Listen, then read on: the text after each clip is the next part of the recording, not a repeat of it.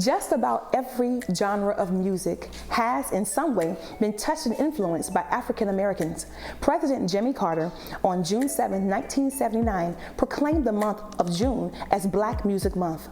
The month-long observance was created to recognize and celebrate the historical influence African Americans have had on music industry and is intended to pay homage to the many artists, writers, songs, and albums that have shaped American pop culture and the inspiring musical moments that have brought citizens, white, black, and every other color together.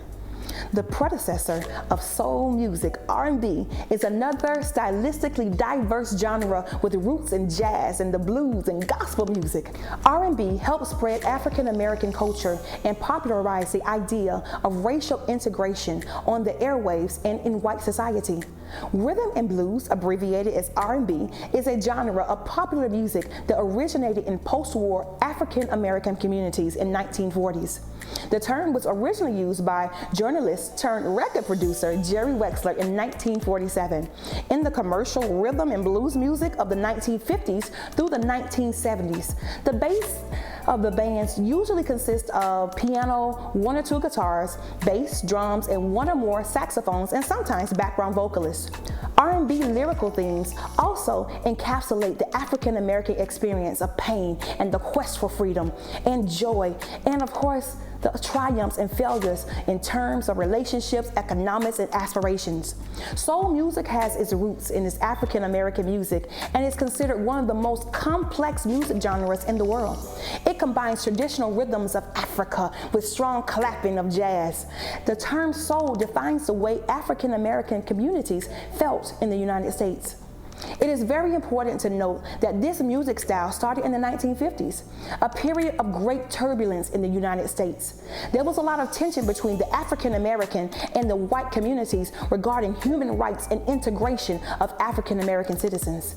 Many of the early soul songs referred to the period when American citizens still had to fight for their own basic rights. In the 50s began the true popular period of the soul music. The gospel inspiration mixed with blues and influences from Africa shook the world in this originality and innovation. Soul music embodied the spirit of social and political change. In fact, this music genre helped parallel the civil rights movement. Sam Cooke is one of the earliest soul singers and is considered one of the parents of the genre. In the 1960s, Motown label started to really make soul. Big names like Stevie Wonder began to record there and for the very first time. This music label managed to help lots of aspiring soul artists, and it was considered the main hub of this music genre. The Motown trend soon became popular, and many artists was knocking on the doors to try to get their luck. Because of Motown, Detroit was known as the center of pop-oriented brand of soul. For one thing, it is designed to convey strong emotions and typically has deep, meaningful lyrics created for this purpose. Its roots are from old gospel played in southern churches in the United States. Soul also typically has a strong sense of rhythm to it. Soul music's influence on the 60s and 70s led to many other genres, including funk and hip-hop. Funk music began when singers like James Brown began to use soul's rhythmic grooves to help make dance music, and hip-hop began when DJs started rapping over these tunes. But soon music itself didn't die. British singers like George Michael and Sade had many of the biggest soul hits of all times in the 80s, as did Michael Jackson and Prince with their exciting new styles of pop, soul, and funk. But by this time, both soul and funk were being marketed under a new term, R&B. Each regional manifestation of rhythm and blues features a uniquely identifiable sound and message. Otis Redding, the king of soul, these arms are mine. The queen of soul, Aretha Franklin, R-E-S-P-E-C-T. And of course, the godfather of soul, I Feel Good. In the late 80s, singers like Luther Vandross, Whitney Houston, Mary J. Blige, they were producing a style of smooth, commercial soul. It was called contemporary R&B. But many younger artists preferred a raw sound of the 60s and 70s soul and funk.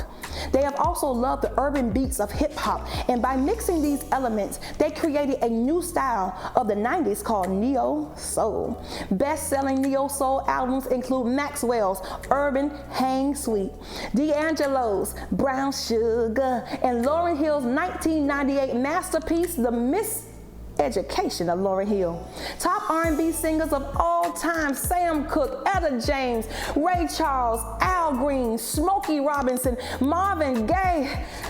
So many great artists. Neo-soul term has coiled the music industry, and it was started with your entrepreneur Kadar Massenberg during the late 80s to market and describe a style of music that emerged from soul and contemporary R&B.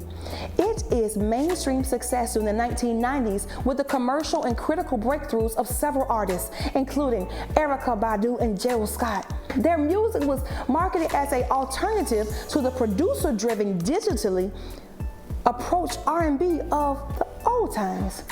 Heavily based in soul music, neo-soul is distinguished by a less conventional sound than its contemporary R&B counterpart, which incorporated elements ranging from jazz, funk, hip-hop, and electric to pop, fusion, and African music. Since its initial mainstream popularity and impact on sound of contemporary R&B, neo-soul has been expanded and diversified musically through the works of both American and international artists. Paved the way of artists such as Lauryn Hill, Babyface, Toni Braxton, just to name a few. It unveiled neo-soul is a musical genre that fuses contemporary R&B and the 70s style with an element of hip-hop, and its new soul, which is the new name, implies neo-soul. Get it? Music is essentially modern-day soul music with contemporary attitudes and sensibilities. African-American music has the power to encourage, inspire, and affect social change.